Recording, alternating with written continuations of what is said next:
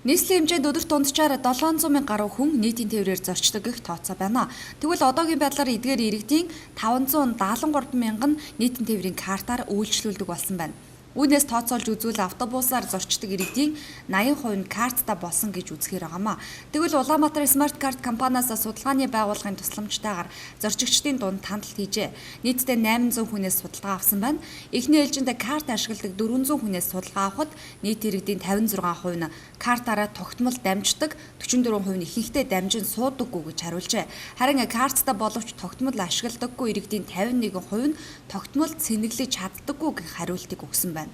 Тэгвэл карт аваагүй иргэдийн хувьд карт авснаар эдийн засгийн хувьд ямар нэг хэмнэлт байхгүй, урамшууллын систем тааруу хэмээн шүүмжилжээ.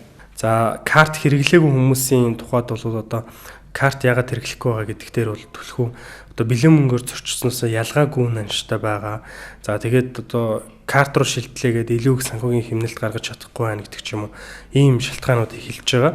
За тэгвэл бас нөгөө карт сэнэглэх цэгийн асуудал байд юм уу одоо сэнэглэх цэг дээр очиход сэнэглэх цэг нь одоо ажиллахгүй байх байд юм уу эсвэл жоохон зайтай байх гэдэг юм уу тиймэрхүү асуудлууд бас яг тодорхой түвшинд гарсан. Мөн иргэдийн хувьд карт худалдаж авах цэг хэд хол байдаг гэх шүүмжлэг тавьсан байна.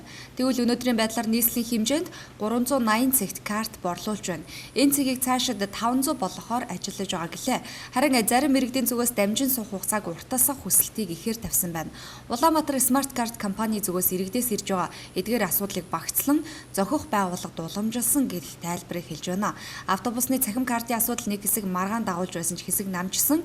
Гэхдээ Улаанбаатар Смарт карт компанид ирэх иргэдийн гомдол тасрахгүй байгаа юм байна.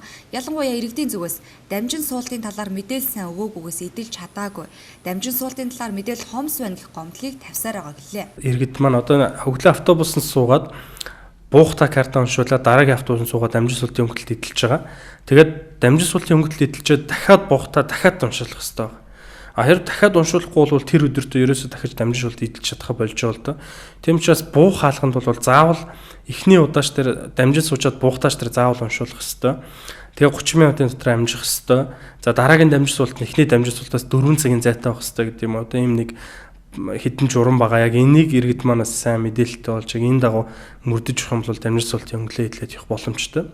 Иргэдийн хувьд эхний автобуснаас бууснаас хойш 30 минутын дотор дамжин суух ёстой. Ингэхдээ буух карт уншигчид картаа заавал уншуулах учиртай. Энэ удаад иргэдээс ирсэн дамжин суух хугацааг уртсах, урамшууллын системтэй болох зэрэг асуудлыг шууд шийдвэрлэх боломжгүй гэдгийг хэлж байна. Тодорхой хугацаанд хилцсэний дүнд шийдвэр гаргана хэмээн Улаанбаатар Смарт карт компаниас мэдээлж байна.